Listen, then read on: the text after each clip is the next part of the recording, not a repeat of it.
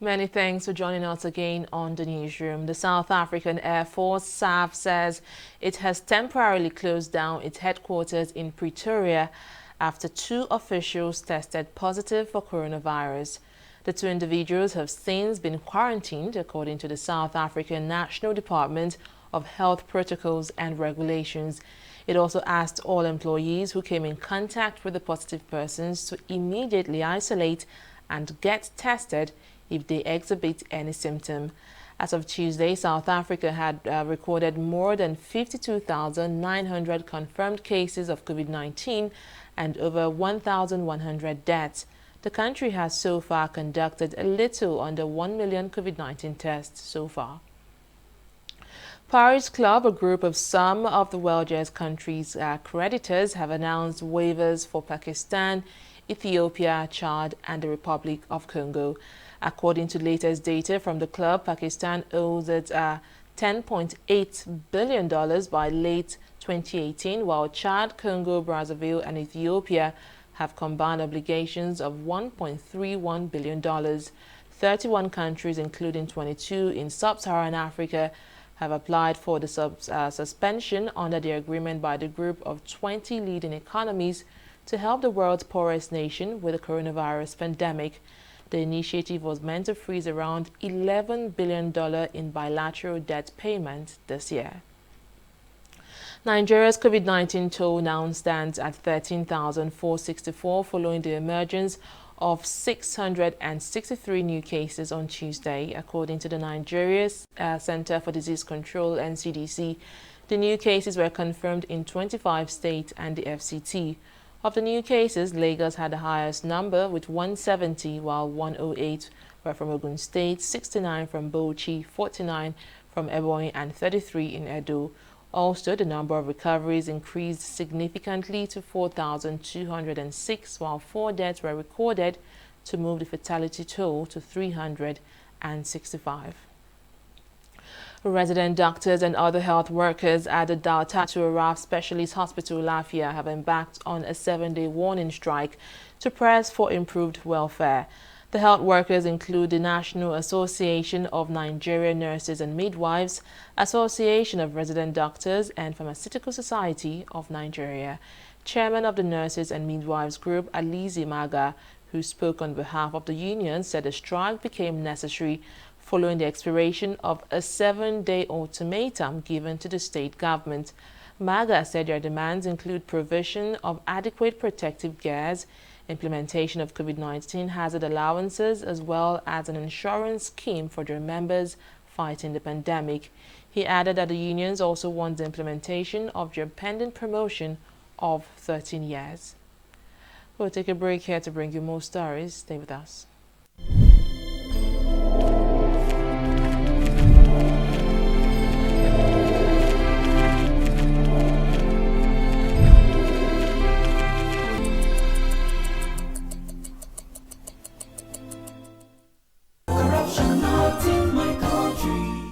Give him his shoes somewhere here, his phone and everything. Don't do like that again, no. Thank you. So, bye-bye. Hey, Oga, where do you think you are going? home. You never shake body. Eh? You never shake body. Shake body, see? Huh? You never shake body. Eh? You never shake body. I no get combo for my body. You go take for here. Sit down there. Down. What's this man still doing here? They say I do shake body. I shake body, They say I do this. And I say I don't get color. You are asking for money. Sorry, ma'am. Asking for money to bail a suspect is an act of corruption. Both of you will be punished. Corruption is not allowed within the force. Remember, Police is your friend. Giving and taking bribe is wrong. corruption not in my country. Stop corruption now. Corruption not in my country.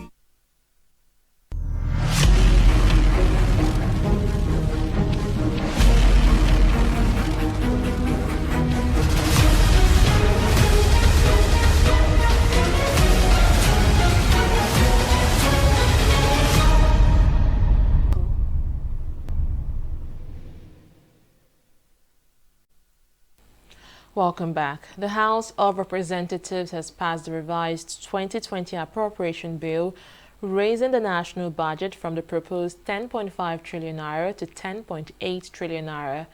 Although the Committees on Appropriation and Finance, whose report was considered and adopted at plenary on Wednesday, recommended 10.80154466 trillion naira, the lawmakers inserted an additional 4 billion for the welfare of members of the National Association of Resident Doctors who have threatened strike action. The House also approved a request by the President Muhammadu Buhari for the federal government to obtain external loans totaling $5.513 billion.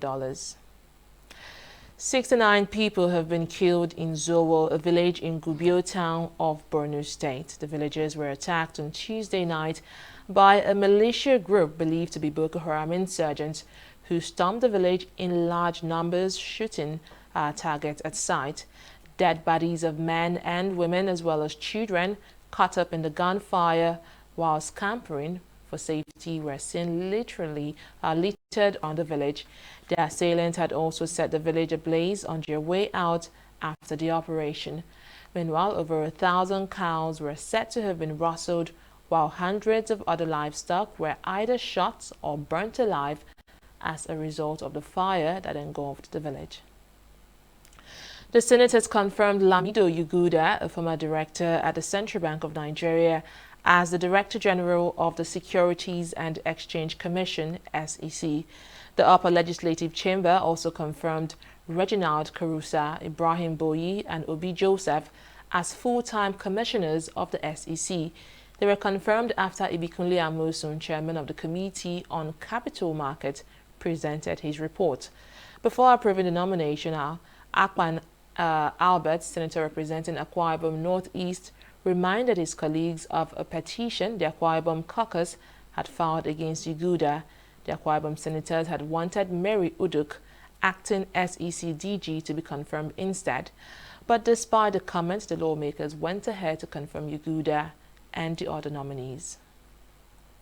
The High Court in Rivers, Port Harcourt State has declared Isaac Ogbobulam-led five-man caretaker committee constituted by the National Working Committee of the APC as illegal. The presiding judge, Justice George Omereji, held that the caretaker committee was only constituted to conduct congresses on September 2019, but their tenure was not renewed. The judge held that the National Working Committee of the APC constituted the caretaker committee without liaising with the statutory members who, according to him, were empowered by the party constitution as state executive committee members. Justice Omereji also declared a former member of the House of Representatives for Falga constituency, Igbo Aguma, as the chairman of the All Progressives Congress in the states. 43 of the world's poor people live in 3 countries, including India with 24%, Nigeria with 12%, and the Democratic Republic of Congo with 7%.